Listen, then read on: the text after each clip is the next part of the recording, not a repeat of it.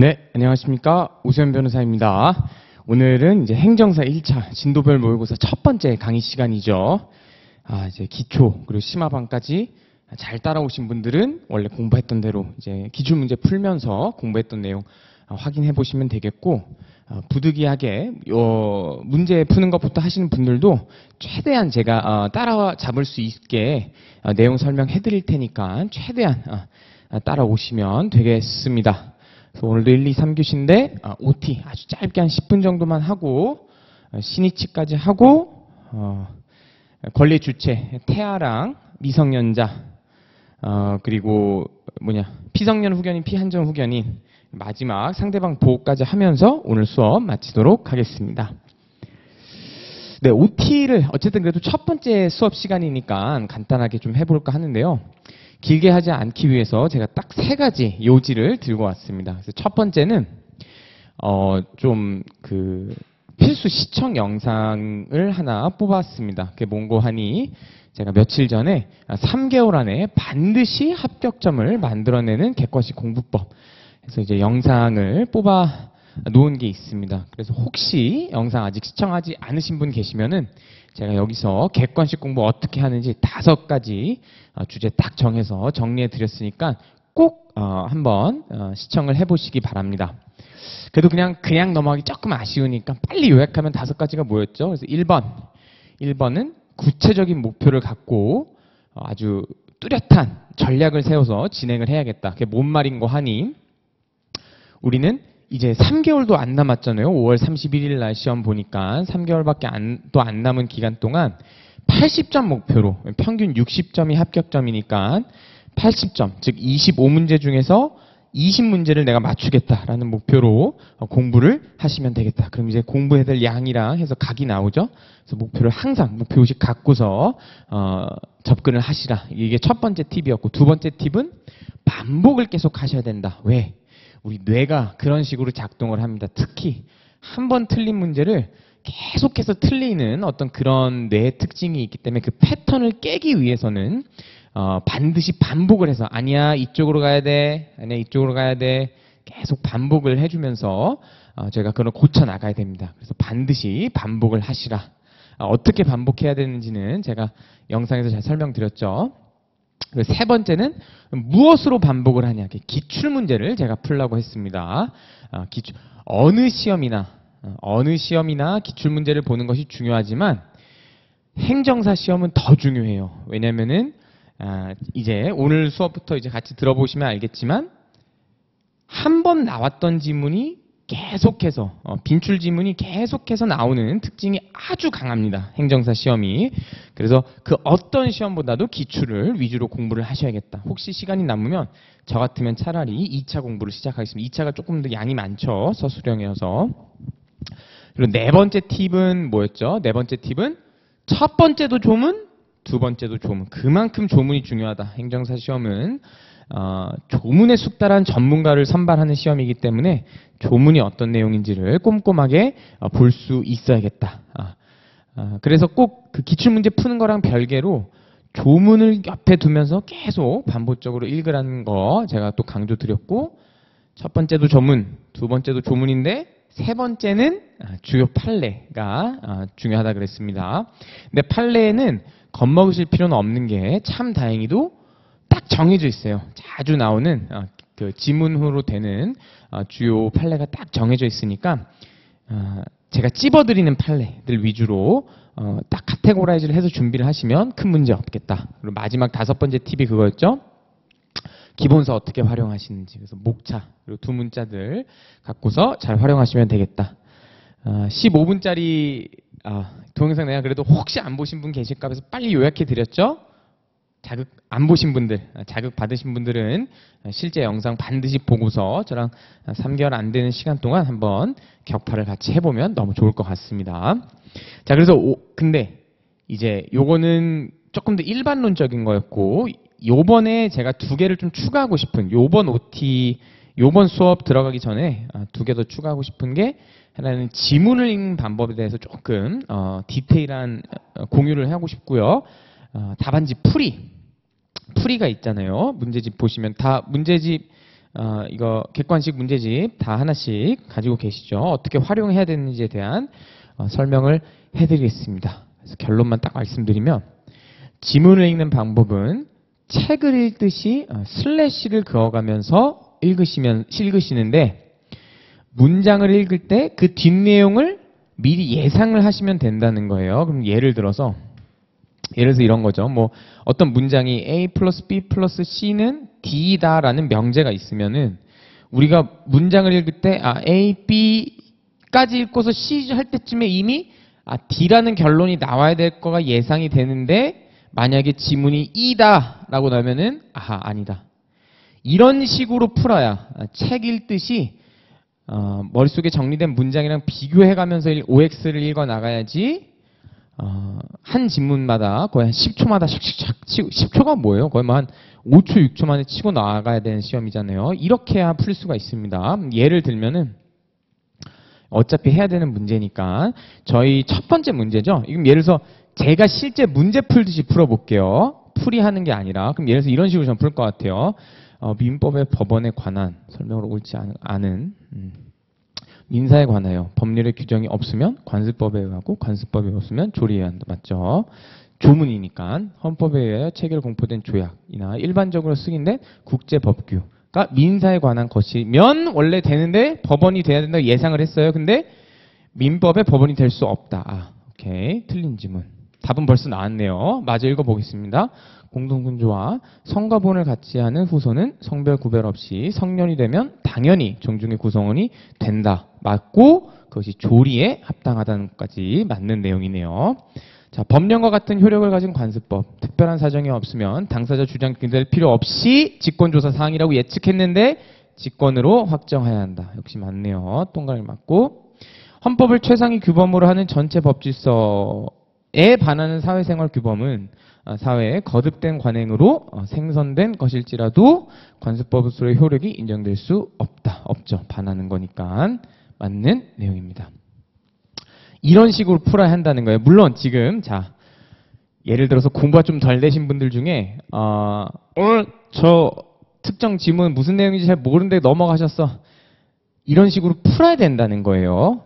책 읽듯이 이렇게 막 하나하나씩 공식 넣듯이 하는 게 아니라 그 문장 자체를 책 읽듯이 그래서 문장이 익숙해질 때까지 반복을 하셔야 된다는 겁니다. 자, 이런 식으로 문제를 풀다 보면은 자연스럽게 두 문자를 덜어내야 되는 문제가 생기는데요. 무슨 말이냐면은 제가 기본 강의 또 심화 강의 하면서 설명을 하기 위해서 두 문자를 많이 준비했습니다. 이건 마치 비유를 하자면 우리가 찰흙으로 멋진 다윗상을 만드는 것처럼 막 조형을 했단 말이에요. 근데 조형을 하는 동안 그것을 만드는 데까지는 지지대가 필요했던 거죠. 그게 굳을 때까지. 그래서 두 문자를 제가 많이 만들었던 겁니다.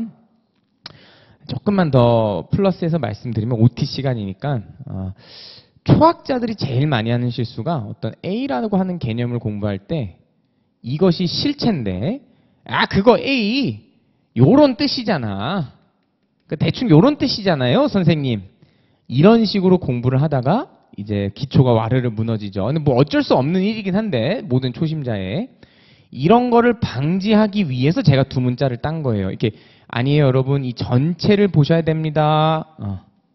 두 문자를 꼭 반드시 암기해야 되는 두 문자도 있지만 암기하는 용도가 아니라 그냥 공부하기 위해서라도 그 문장을 함부로 생략하지 말고 전체를 읽어보세요 라는 취지에서 딴 두 문자들도 있거든요.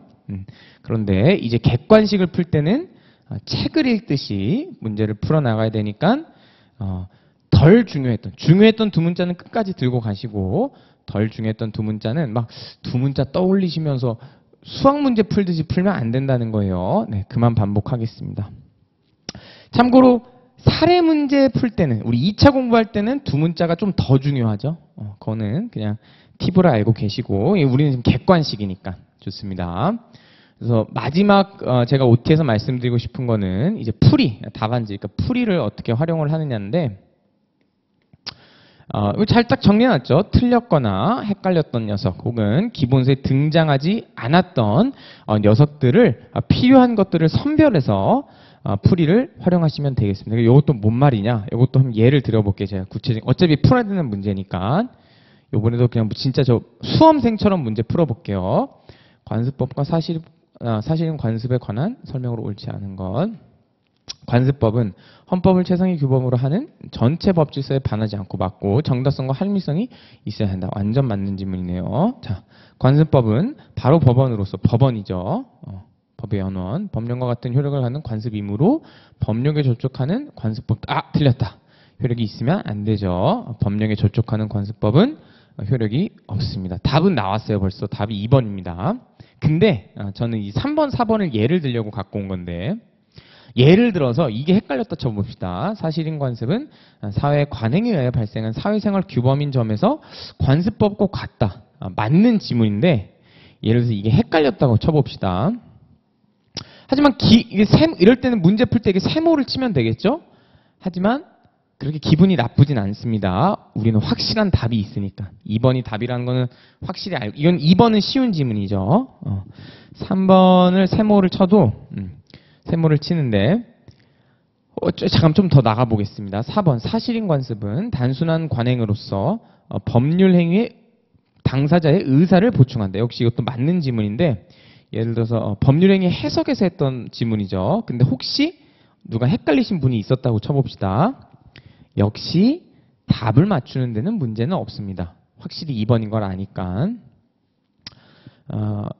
조금 더 마저 해보면 관습법도 사회 구성원이 그러한 관행의 법적 구속력에 대하여 확신을 갖지 않게 된 경우 그 법적 규범으로서 효력 잃는다. 그렇죠? 맞는 질문이네요. 자, 그래서 맨 마지막까지 다 했는데 자, 이 예를 들기 위해서 여기까지 온 건데 3번, 4번. 이렇게 해서 문제를 풀었는데 세모가 나오면 제가 어떻게 하자고 그랬죠? 문제를 같은 객관식을 여러 번 반복해서 풀어야 되기 때문에 이걸 일단 연필로 푸시고 다 푸시고 난 다음에는 지우는 거예요. 짝 지우는데 문제풀이는 뭐만 보면 되겠어요. 잘 알고 있는 1번, 2번, 5번은 문제풀이를 제대로 그냥 대충 보면 되고 3번, 4번에 해당하는 이게 맞는 지문이야? 왜 맞았지? 하고 3번, 4번에 해당되는 풀이에만 밑줄을 그으면서 판결 요지가 이렇게 나와 있으니까 이게 맞는 지문이겠구나. 이런 식으로 정리를 해 가시면 된다는 겁니다. 자, 그래서 다시 정리합니다. 영상 꼭 보시고 제가 여러분 이해시키기 위해 정말 많은 방법을 동원했죠. 그림도 그리고 표도 그리고 두문자도 따고 막 이렇게 과장하면서 연기도 하고 했는데 모두 다 보조 지지되었습니다. 이제는 몸을 굳혀야 되는 상황이기 때문에 지금부터는 책을 읽듯이 푸는 겁니다. 원래 객관식은. 그래서 문장 자체를 눈에 바른다고 하죠. OX 지문을.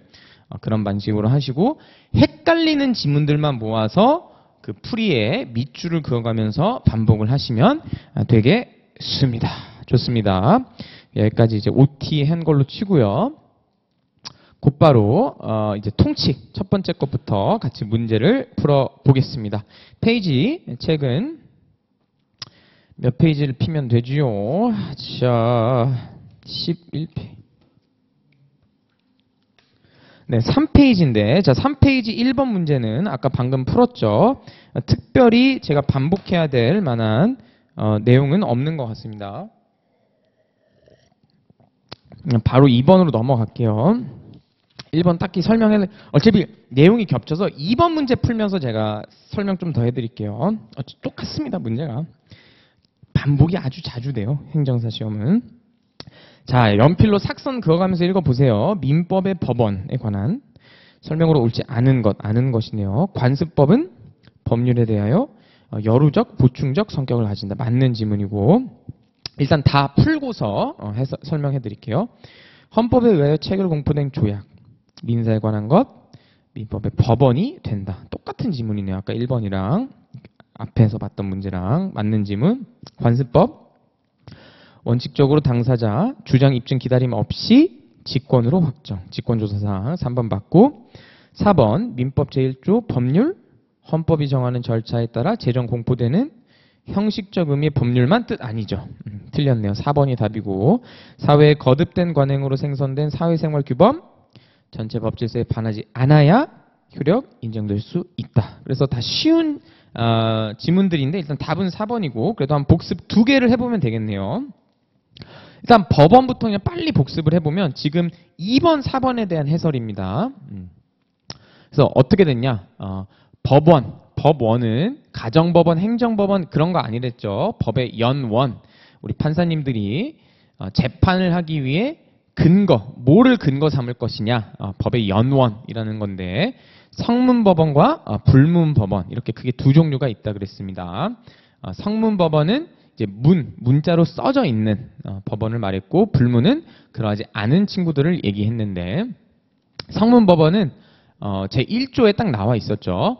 법률에 의한다. 법률에 의한다라고 써 있는데 법률에 의하고 없으면 관습법 없으면 조리에 의한다라고 써 있는데 법률이라고 조문에 써 있지만 제가 또 두 문자를 한번 따와봤습니다. 욕심나시는 분들은 그냥 가볍게 읽어보세요. 그래서 우리가 자치국가를 만들고 싶어요. 자치국가. 자치를 이뤄내고 싶은데 그럼 뭘 구조화해야 돼요. 뭔가 이렇게 자치 생활을 이뤄내려면은 딱 시스템이 갖춰져 있어야 되잖아요. 그래서 법령을 구조화해야 자치를 이룬다. 그래서 법령 구조화해야 자치. 법, 형식적 의미의 법률, 그 국회에서 제정해가지고 통과시킨 그런 형식적 의미의 법률, 그리고 명령들, 대통령령, 부령, 이런 것들 얘기하죠. 그리고 구조에서 규인데 이 규는 규칙, 뭐죠?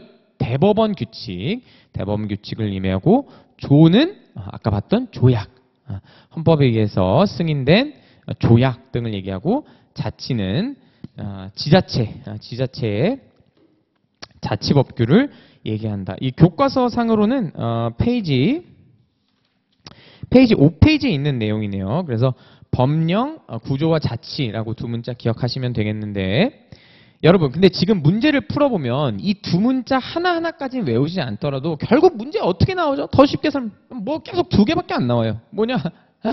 제일 좋아하는 지문 2개. 이것까지 외울 필요 없는 이유. 1번. 민법 제1조에서 말하는 법률은 형식적 의미의 법률에 한정된다. 맞아요? 틀려요?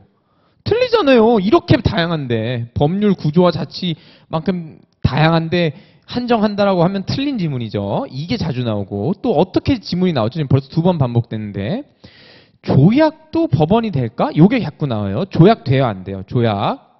조약도 헌법에 의해서 승인된 조약과 일반적으로 승인된 국제법규, 헌법에 의하여 체결 공포된 조약과 일반적으로 승인된 국제법규도 민사에 관한 것은 법원이 된다는 것. 오케이. 그래서 욕심 나시는 분은 자치를 이루려면 구조화, 법령 구조화를 해야 자치. 오케이. 여기까지 외워보시고 여기까지 안 해도 문제는 얘가만 나옵니다. 얘네. 형식적 의미의 법률 한정 아니고 조약도 민사에 관한 것이면 법원이 될 수 있다. 오케이. 딱 됐죠. 자, 그렇게 하고서 이제 지금부터 나오는 문제든 관습법에 관한 것이 많을 것인데 이제 불문법에는 교과서 목차 보면 관습법, 조리, 판례 이렇게 있는데 문제는 주구장창 관습법에만 나오네요. 참고로 그냥 빨리 하면 조리, 법원 맞죠? 조문이 있으니까. 판례 우리는 인정하지 않습니다. 우리는 어쨌든 성문법주의이기 때문에. 그래서 두 문자가 이거 제가 이렇게 따들었죠. 관행, 법규. 이상한 관행이 있는 나라예요. 좀 상스러운데 상스러운 것도 기억 잘 하시니까 이 가운데 손가락을 내미는 거를 영어 표현으로 이제 법규, FU 이렇게 말하잖아요. 이제 기억하시기 편하라고. 그래서 어떤 관행이 있면 화가 나면은 법규 손가락을 날리는 이상한 관행이 있다고 합니다. 그래서 관행, 법규 두 문자를 따보면은 관습법이란 어떤 관행인데 사람들이 하는 관행인데 그것들이 그 사회 공동체 안에서 법적 확신, 법규범을 가진다는 확신까지 이뤄서 법규범성을 띠게 된 것을 관습법이라고 한다 그랬습니다. 여기서 주석을 몇 개 달아야 됐었죠. 그러니까 이게 이제 어떤 법규범성에 대한 확신인데 아무리 확신이 있더라도 두 가지가 문제된다 해서 1번 아까 지문에서 읽었는데 법령이나 헌법 및 전체 법 질서에 위반돼도 되면 된다 안 된다. 위반되면 안 된다. 그거랑 두 번째로 확신이 있었던 것이더라도 사실 여기 이미 정리했는데 그렇죠? 법령, 관습법은 법률적 어떤 확신이 있어야 되는데 법규범성에 대한 법령, 헌법, 전체 법 질서에 저촉되는 것이면 안 되고 이게 나중에라도 분명 처음에는 확신들이 있었는데 공동체 안에서 나중에 문제가 되면은 법규성이 소멸된다는 것까지 잘 기억을 하실 수 있겠죠. 요 두 문제 따면은. 그리고 요 두 개가 또 시험에 많이 나오는데 요거는 법원, 관습법은 법규성을 띠는 법원이기 때문에 판사님들이 재판하기 전에 뭘 기준으로 판단할 건지는 판사님들이 판단을 하셔야 되잖아요. 그래서 직권조사 사항인데 왜 열후적 보충적 성격이요? 왜냐면 우리나라는 어찌됐든 성문법주의라서 어찌됐든 성문, 글자로 써있는 성문법이 우선이고 지금 공부하는 이런 불문법인 관습법은 뒤로 밀릴 수밖에 없겠더라. 그래서 이렇게 정리하면 요즘 하나, 셋, 넷, 다섯 요 다섯 줄만 기억하시면 관습법 문제 다 풀 수 있습니다. 자, 그거에 대비해서 사실인 관습은 저는 이제 두 문자를 관습의 보충기사라고 따봤는데 이것도 암기해볼 만한 두 문자죠. 이 정도는 욕심을 내볼 만한 두 문자입니다. 관행확법규는 확실히 외우셔야 되고 관행확법규는 양아치들의 관행이에요. 막 화난다고 이제 가운데 손가락 올리는. 근데 그러니까 이제 사회를 이런 흉흉한 분위기를 보충하기 위해서 기사들이 있나 봐요. 그래서 관행의 보충기사, 관행의 보충기사. 그래서 사실인 관습은 뭐다? 이것도 관행이긴 해요. 이것도 관행이긴 한데 여러 번 반복이 된 어떤 패턴이라는 거죠. 사회 내에. 근데 이것은 의사표시를 보충하는 기준으로서만 작용을 하는, 즉 법규성이 있다 없다. 법규성은 없는 내용이고 법규성이 없으니까 이거에 대해서 판사님들이 직접 알 필요 있다 없다. 직권조사상 아니다. 즉 당사자가 주장하고 입증까지 해야 되는 내용입니다. 왜 임의규정, 주로 임의규정에 관한 내용이라는 지문은 왜 쏙 들어갔을까요? 왜? 의사표시를 보충하는 기준으로 활용된다는 것이니까 여러분, 애당초 강행규정이면은 당사자들이 뭐라고 말했는지가 중요한 게 아니라 어차피 강행법규에 써있는 대로 규율을 받을 테니까 그거는. 근데 임의규정에서는 당사자들이 자기들끼리 얘기해가지고 결정을 할 수 있는 자유가 있잖아요. 그러다 보니까 사실인 관습은 주로 임의규정에서 문제가 되겠구나. 너무 깔끔하죠?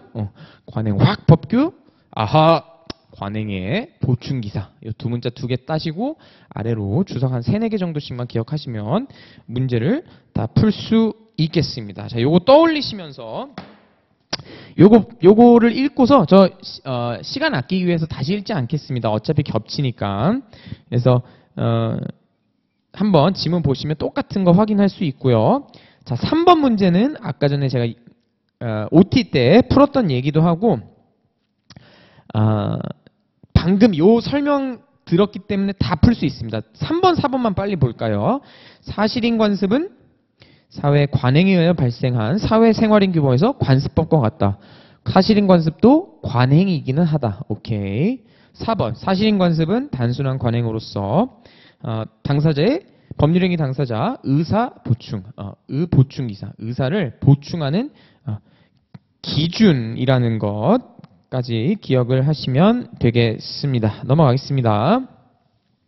자, 4번 문제인데 역시 4번도 1번, 2번, 3번, 5번은 한번 눈으로 빨리 읽어보세요. 완전히 똑같죠. 이렇습니다. 행정사 시험, 특히 1차 시험이 지문이 엄청 반복해서 나와요. 그렇기 때문에 너무 겁먹지 않고 하셔도 되겠습니다. 4번만 우리 이거 막 그렇게 중요한 지문은 아니니까 그냥 풀이의 밑줄 긋고 가겠습니다. 임목이 이중매매에 있어서는 관습법에 의하여 임목 소유권 변동에 관한 공시방법으로 인정되어 있는 명인 방법을 먼저 한 사람에게 임목의 소유권이 이전된다. 그렇기 때문에 수목 집단에 대한 공시방법인 명인 방법은 판례에 의하여 확인된 관습법이다가 맞는 지문이 되겠습니다. 좋습니다. 자, 5번 문제도 따로 안 하겠습니다. 지금 눈으로 봐도 1, 2, 3, 4, 5번 다 똑같은 지문이죠. 이 정도로 반복이 됩니다. 6번도 기역, 니은, 디귿. 눈으로 봐도 오매매. 계속 반복됩니다. 이거 떠올리시면은 계속 똑같은 지문으로 구성되는 거 확인할 수 있습니다. 조금 바뀌어서나 조금 바뀐 것도 아니에요. 그냥 니은 한 번만 그냥 읽어볼까요? 종래 관습법으로 승인되었더라도 그 관습법을 적용해야 할 시점에서 전체 법질서에 부합하지 않게 되었다면 확신이 있었더라도 나중에라도 이런 법령헌법 전체 법질서에 저촉되는 것 우리가 적용해야 될 시점에 법규성 소멸된다. 법적 규범으로서 효력은 부정된다는 것 다시 한번 확인을 했습니다. 여러분 또 조금 그러니까 오랫동안 암기하시라고 조금 예를 하나 들어드리면 예가 아니고 뭐죠? 이게 실제 사례 어떤 사례였는지 말씀을 드리면 무슨 문제였었죠? 아까 전에 봤던 그 공동 자 잠시만요. 그 종중원이 누가 종중원이 될 수 있는지 관련해서 전원합의체에서 한번 다퉜었죠. 비교적 최근에. 그러니까 여성분들이 싸운 거죠. 왜냐면은 그때 사실관계가 보면 토지가 종중 토지가 수용이 되면서 보상금이 생겼는데 남자들끼리 왜냐면은 관습법상 남자들만 종중원이라고 하는 관습법이 있어가지고 남자들끼리만 나눠 먹으려고 그랬는데 여자 후손들이 들고 일어난 거죠. 왜 우리는 종중원 아니야? 왜 우리 목도 챙겨줘? 이런 식으로 주장을 해가지고 근데 논리를 필 때 그래 종중원은 남자들만 종중원이라 했던 게 과거에는 관행으로서 공동체 사람들끼리 법적 확신이 있었는데 지금은 더 이상 그렇지 않아. 지금 우리가 적용해야 될 지금은 더 이상 그렇다고 볼 수 없어서 법규성이 소멸했어 라고 말했던 판례가 되겠습니다. 잘 기억을 해주시기 바래요.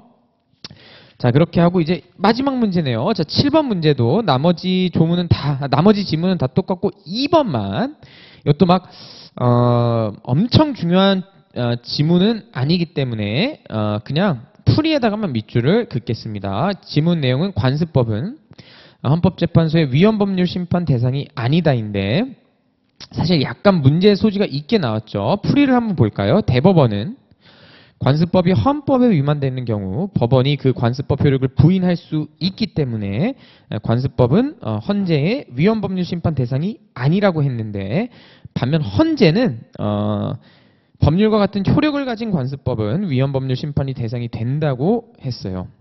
답은 맞는 지문이에요. 왜 그러냐? 자 7번이 옳지 않은 걸 고르는 지문인데 문제인데 4번이 확실히 틀렸어요. 4번이 읽어볼까요? 사실인 관습은 법원으로서 벌써 틀렸다. 그렇죠? 관행이긴 한데 법원은 아니죠. 법령에 저촉되지 않는 한 법칙으로서 효력이 있다. 틀렸죠. 관습법이 법원이죠. 그래서 답은 2번을 맞는 지문으로 하신 건데 이걸 맞는 지문으로 했다는 건 이 출제자분께서 어떤 입장이시라고 하는 거죠? 우리는 지금 민사 공부를 하는 거니까 대법원 입장을 따르겠다라고 하는 것이죠. 요거는 그냥 약간 플러스 알파 팁인데요. 이건 약간 플러스 알파, 플러스 알파 이야기로 이런 판례들, 이런 쟁점들이 몇 개가 있어요. 대법원하고 헌재가 뭐라고 할까요? 서로 권력 다툼을 하는 게 좀 있어요. 누가 이게 내 심판 대상이냐 아니냐 뭐 빠꾸를 먹였을 때 내가 그 말을 들어야 되냐 안 들어야 되냐 갖고서 누가 더 약간 위에 있느냐 갖고서 약간 이렇게 뭐랄까요 이렇게 지하철에서 자리 그러니까 이렇게 막 완전 멱살 잡고 싸울 수는 없고 약간 이렇게 조금 서로 자리를 더 차지하려고 기싸움, 그 단어 좋네요. 기싸움하는 그런 느낌인데 이런 쟁점들이 몇 개가 있습니다. 이런 쟁점들이 몇 개가 있는데 관습법도 그중 하나고 혹시 이런 지문이 또 나오게 되면 그때도 우리는 대법원 입장을 따라서 위헌 법률 심판 대상이 안 된다. 왜냐면 그 대법원에서 직접 법원이 그 관습법 효력을 부인할 수 있기 때문에 위헌 법률 심판 대상이 아니라고 하는 거 그냥 가볍게 또 출제되기는 막 아주 높다고 생각하지는 않습니다. 그 시비의 소지가 있어서. 자, 좋습니다. 그래서 통칙 너무너무 쉽게 정리했죠? 요 PPT랑 요 PPT 요 두 개만 있으면 문제 다 풀 수 있는 거 확인했습니다. 자, 그래서 페이지 넘겨서 법률관계와 권리 의무 9페이지 가겠습니다. 자, 1번 문제. 다음 중 형성권이 아닌 것은 자, 답은 1번인데 자, 형성권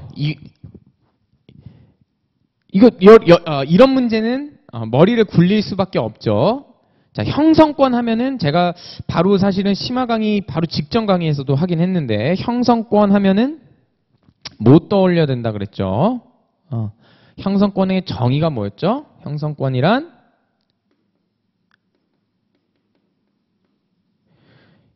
목적어를 떠올리랬죠. 무엇을?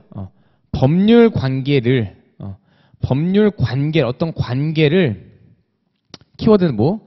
일방적으로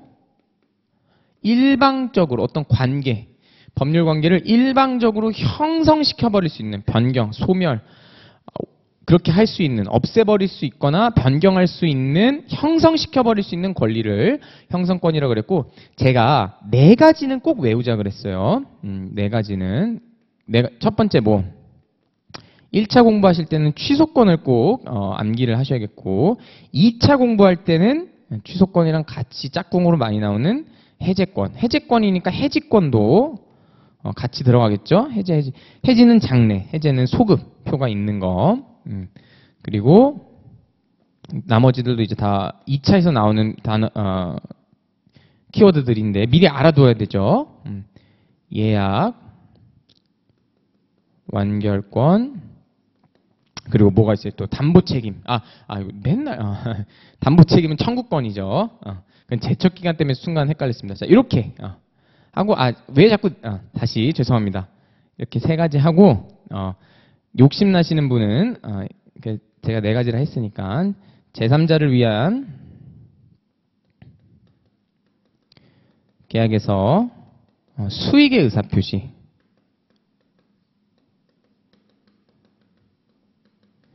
까지 이렇게 하면 되겠죠.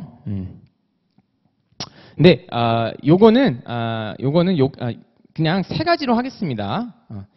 이제 네, 세 가지로 외우기 편하시라고 취소권, 해제권, 예약 완결권 요 세 가지는 반드시 암기를 해주셨으면 좋겠고 이것이 뭐의 예다? 형성권. 어떤 법률 관계를 일방적으로 어떤 한 개인의 일방적 의사표시를 형성을 시켜버릴 수 있는 권리였다. 그래서 여기까지 잘 따라오신 분은 바로 문제 풀 수 있겠죠. 취소권, 계약 해지권은 바로 눈에 들어오고 추인권이 취소권이랑 연결된 키워드인 거를 공부를 잘 따라오신 분이면 맞출 수 있겠죠. 추인권은 뭐죠? 추인권도 오늘 이제 2교시, 3교시에 나오긴 한데 저 잘 따라오신 분들은 아시죠? 여러분 제가 만약에 어떤 후배가 선배님 추인이 뭔가요? 라고 물어보면 뭐라고 답변해야 된다 그랬죠? 무엇을 추인하는 게 궁금하니? 라고 물어봐야 된다 했어요. 그거 꼭 기억하시고 왜? 삼총사가 있어서 무효행위의 추인과 취소할 수 있는 법률행위 추인, 그리고 무건대리 추인 이 세 가지가 추인의 효과가 다 다르기 때문에 정확히는 그렇게 물어봐야 된다 했습니다. 뭐 막연하게는 어떤 문제가 있는 법률행위의 흠을 보완시켜서 완성시키는 것, 뭐 이런 식으로 하는데 그 구체적인 효과가 다 다르다는 거였죠. 그 삼총사가. 근데 여러분, 추인권이 제가 설명할 때는 예시에는 없었지만 충분히 맞출 수가 있어요. 어떻게? 1번. 우리가 취소권이 형성권인 거를 정확히 기억하시는 분이면 취소권이랑 추인권이 굉장히 서로 긴밀한 관계에 있는 걸 알고 알 수 있을 뿐더러 두 번째로 형성권의 뜻을 알고 있으면 추인권을 맞출 수 있죠. 법률 관계를 일방적으로 형성할 수 있는 권리인데 추인권도 관계를 일방적으로 형성시킬 수 있죠. 대표적으로 무효행위 법률행위 추인이나 아니면은 무권대리에서 추인이 아주 대표적으로 본인의 일방적인 의사표시로서 유동적 무효였던 법률 행위가 확정적 유효로 형성돼 버리잖아요. 그래서 추인도 거기에 포함이 되겠구나. 동의권도 마찬가지입니다. 물권적 청구권은 213, 214조를 얘기하는데 얘는 청구권이에요. 청구권이라서 형성권이 아닙니다. 이번 기회에 기억을 해두시면 좋겠네요. 자, 넘어갑니다. 형성권 행사에 해당하는 것을 모두 고른다면 제가 얘 들은 거 바로 기억에 나오네요.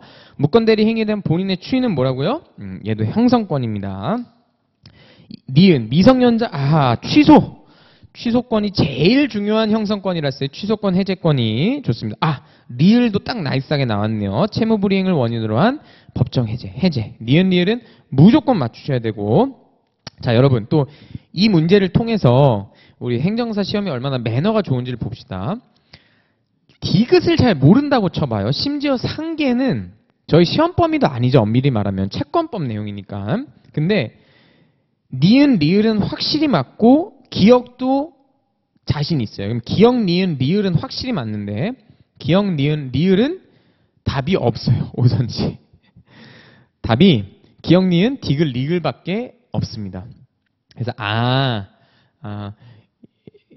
답을 맞출 수가 있다. 근데 여러분 이게 이 문제만 그런 게 아니에요. 기출문제를 계속 풀어보신 분들 혹은 이제 앞으로 저랑 같이 풀어보실 분들은 아시겠지만 행정사 시험이 이렇게 시험 범위가 아닌 애를 한 번씩 찔러볼 때가 있어요. 난이도 조정을 하기 위해서. 아니면 두 번째로 굉장히 구석에 있는 녀석을 갑자기 들고 올 때가 있습니다. 근데 들고 와 놓고서는 그거를 헷갈리게 한다기보다는 확실한 답을 보통 줘요.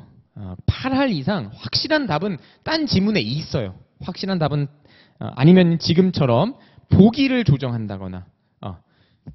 그래서 이제 출제 경향을 파악하는 것도 수험자가 해야 될 일이니까. 그래서 상계 모르는데 이거 어떻게 풀으면 상계 공부해야 돼 이런 식으로 접근하시는 게 아니라 오케이 답은 맞췄고 됐다. 객관식 충분히 잘 풀었다 이렇게 이해하시면서 이번 기회에 상계가 뭔지를 좀 이해하는 거죠. 상계는 딱 이 문제 풀 수 있을 정도로만 해서 쉽게 설명해 드리면 이런 거예요.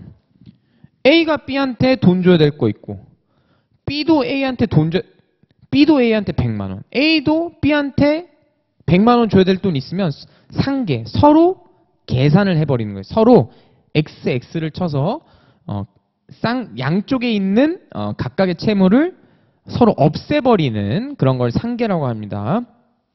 그 뜻을 듣고 보니까 이것도 형성권 해당되겠죠. 형성권 행사에.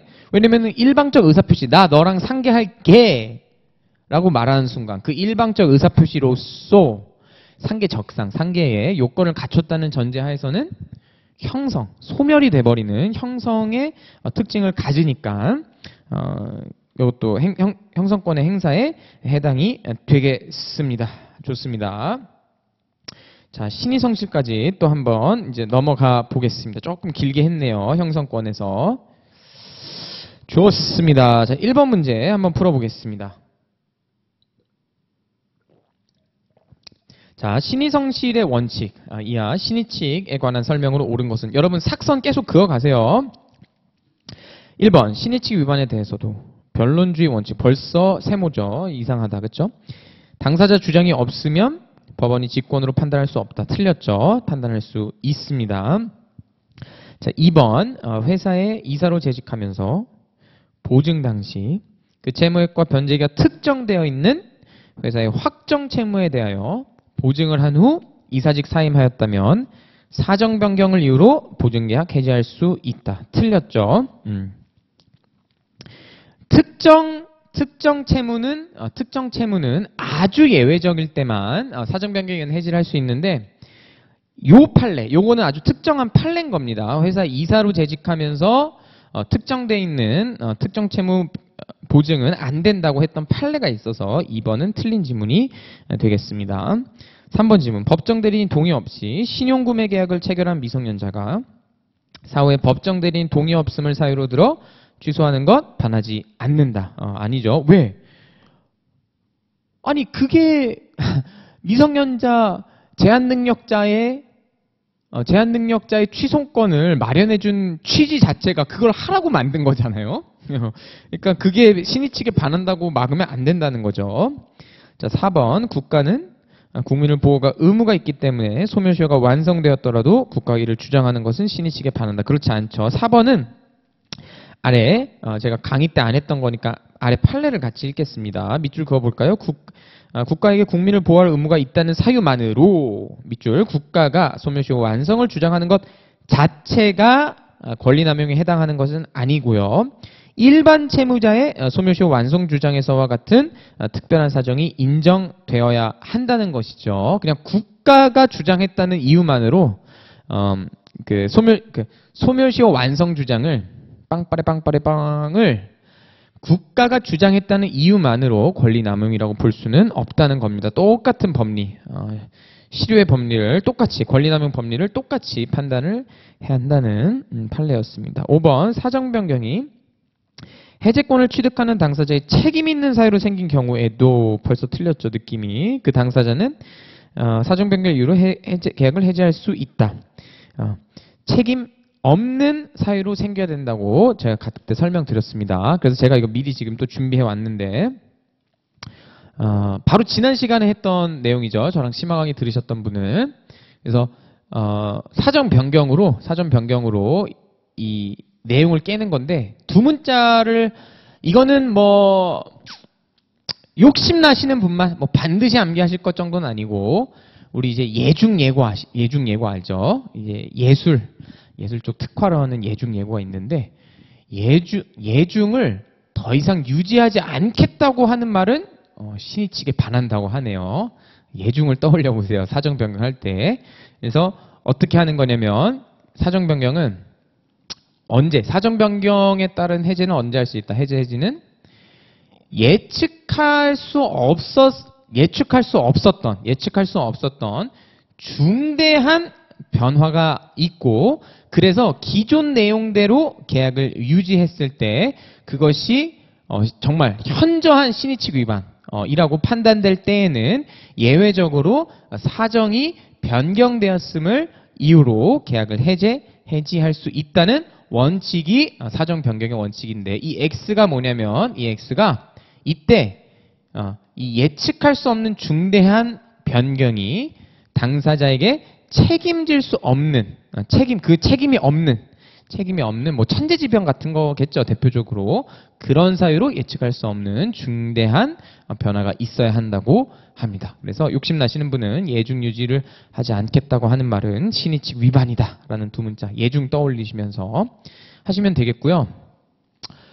여기까지 하면은 이제 또 사정 변경 판례 다 공부할 수 있죠. 여기서 말하는 사정이란 뭐다? 계약 성립의 기초가 된 사정을 말하고 따라서 여기 적진 않았는데 기초가 된 사정이 아니라면 기초가 된 사정이 아니라면 그것이 예측할 수 없었던 정도로 중대하게 변하더라도 우리가 지금 여기서 말하는 사정은 계약 성립의 기초가 된 요 네모칸 안에를 만들어냈던 그 기초가 됐던 사정이지 기초가 안 됐던 사정이 변한 거는 문제가 안 되기 때문에 사정 변경 원칙 적용할 수 없다는 것 기억해 주시고 이 사정에 해당한지 아닌지는 객관적으로 이거에 반대되는 말 뭐? 주관적으로 판단하는 게 아니라 왜 객관적으로 판단해야 될까요? 여러분 또 직감 상식적으로 생각해도 사정 변경 원칙은 엄청나게 강력한 무기죠. 어떤 법정 해제권이 있는 것도 아닌데 심지어 사정 변경 원칙은 지금 뭐 논의가 있긴 합니다만 성문 법 명문 규정도 없는 거예요. 순수 법리로 해머링 하는 거잖아요. 그래서 굉장히 엄격하게 판단해야 되기 때문에 주관적인 사정을 고려하면 안 되겠죠. 객관적 사정을 구체적으로 판단해야 된다는 거. 아하. 그래서 예중 유지하지 말자라는 주장은 신의칙 위반이다라는 거 기억하시면 사전 변경 문제 나와도 다 문제 풀 수 있겠죠. 그리고 요거까지 하면 더 좋겠네요. 그래서 계속적 계약관계, 계속적인 보증은 일반적으로 사정 변경 원칙을 오래전부터 판례가 인정을 해줬고요. 사정 변경에 따른 계약 해지나 해제를. 근데 비계속적 계약관계, 대표적으로 어떤 것, 특정 채무의 일반 보증 같은 경우에는 방금 판례 봤듯이 원칙적으로는 불가해요. 특히 이 판례가 계속 나와요. 키워드를 기억하세요. 회사 임원이 보증 당시 특정돼 있던 채무라는 키워드가 떠오르면 무조건 이 원칙에 나왔던 판례입니다. 실제 있는 판례예요. 따라서 사전 변경에 따른 계약 해지할 수 없다라고 하면 맞는 지문입니다. 원칙적으로 불가한데 다만 예외적으로 특정 채무를 한 일반 보증이어도 특별한 사정이 있다면 이거는 만약 문제 나오면 이런 표현이 나옵니다. 반드시 특별한 사정이 있다면 사정 변경에 따른 계약 해지도 할 수 있다라는 거. 이 그림 하나면 사정 변경 원칙은 다 풀 수 있겠죠. 좋습니다.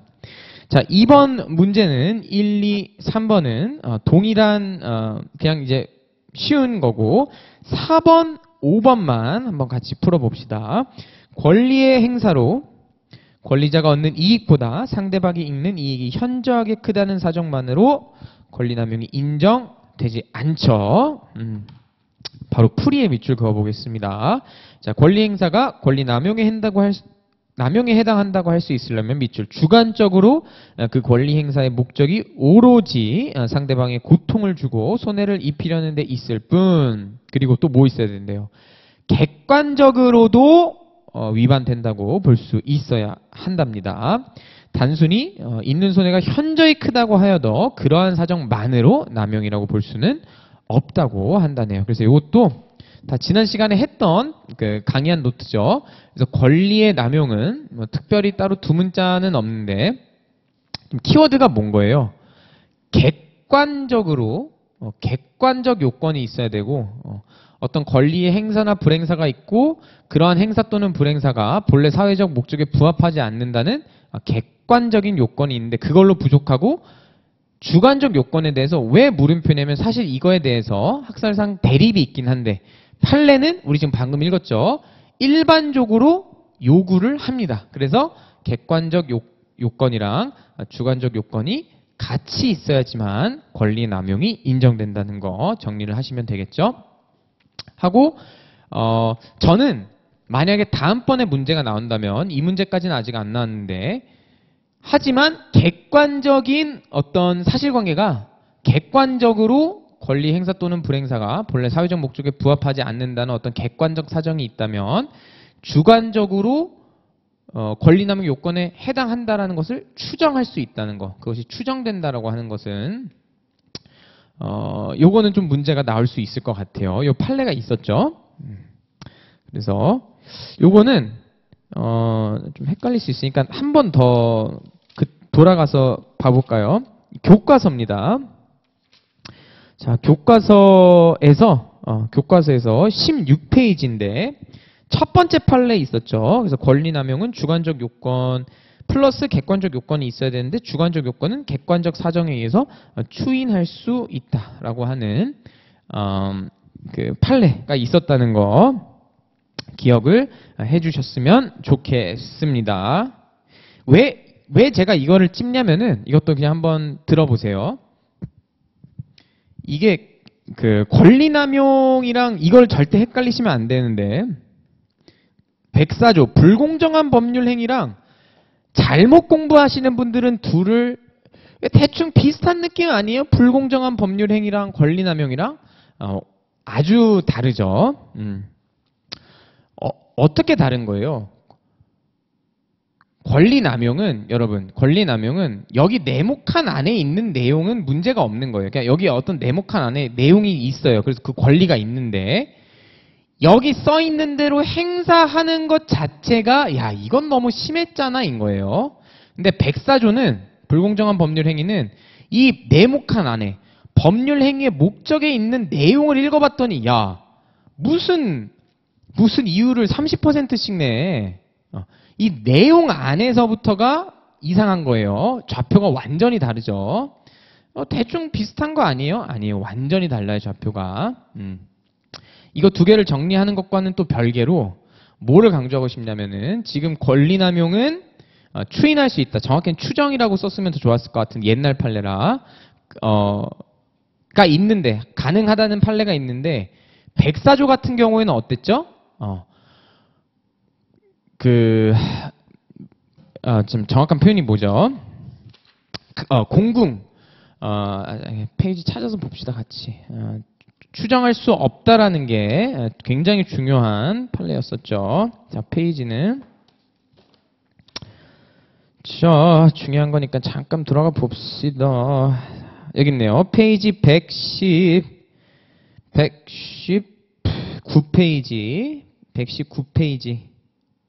119페이지인데 여기 있네요. 120페이지.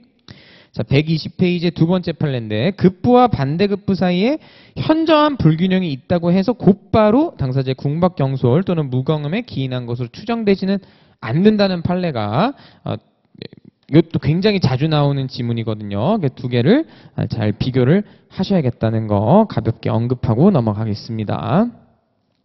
그리고 권리남용은 또 이 두 판례가 자주 나오죠. 그래서 이것도 수업 시간에도 되게 재밌게 제가 설명드렸는데 한국전력공사랑 토지사유자랑 싸웠던 것은 권리남용.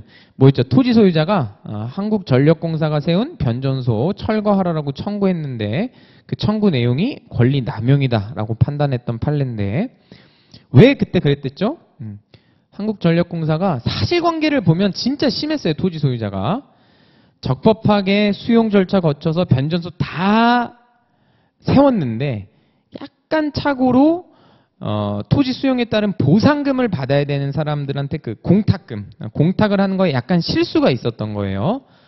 결과적으로 토지 수용이 물거품이 돼버렸습니다. 그래서 그걸 기화로 토지 소유자가 변전소 철거해를 해버렸는데 판사님이 막 이제 야 근데 좀 심하지 않았냐? 이미 다 지었고 철거하는데 비용 너무 많이 들고 이거 안 하면 지금 2만 가구 이상이 전력 공급을 못 받고 또 몇 년 동안 전력공사가 노력을 안 한 것도 아니야. 시가의 120%로 쳐주겠다 했어, 땅을. 그것도 제한도 거절해. 이거는 너는 그냥 정말 오로지 피해를 주려고 하는 주관적 의사가 너무 충만하다. 그래서 너는 권리남용이다 라고 했던 판례가 있었던 반면 송전선 설치사 대 토지 소유가 싸웠던 거는 요거는 역시 이번에도 토지 소유자가 한 거죠. 여기선 권리남용이 아니라고 봤던 판례인데 이것도 사실관계를 보면 재밌죠? 토지 소유자가 토지를 소유할 때 이미 상공에 송전선이 설치된 걸 알면서 땅을 취득했어요. 그리고 12년이 지났습니다. 그리고 12년이 지났는데 갑자기 나타나서 송전선 철거해 주세요 라고 구했더니 설치자가 이거 권리남용입니다 했는데 판례가 딱 뭐라 그랬죠?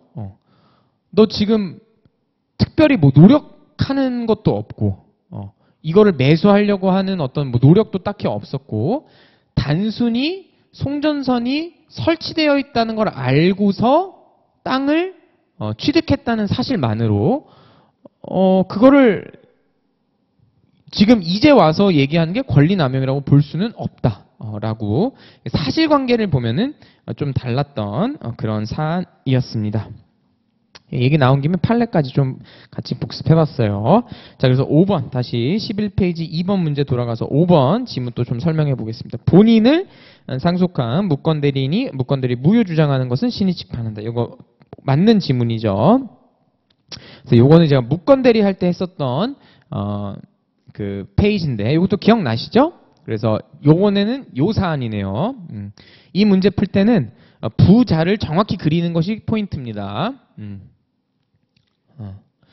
근데 문제는 대부분 요 문제가 나와요. 무건 대리인이 본인을 상속한 거예요. 그래서 아들이 무건 대리였어요. 대리권이 없는데도 불구하고 상대방한테 X 아파트, X 토지 이거 나 어차피 아버지 돌아가시면 이제 내 땅 될 거거든요. 나한테 사세요.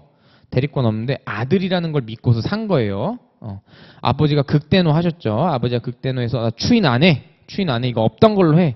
B 낙동갈 오리알 됐어요. 얘도 둥둥 떠 있는데 아버지가 돌아가셨습니다. 아버지가 이렇게 돌아가시게 되면 상속은 내용이 뭐죠? 피상속인의 권리와 의무를 포괄적으로 승계하는 거예요. 그래서 이 아버지가 갖고 있던 토지도 아들이 갖게 됐어요.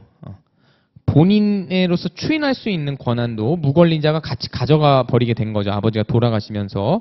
그래서 이제 X 토지를 넘겨줄 수 있으니까 그제 와서 자가 하는 말이 누구세요?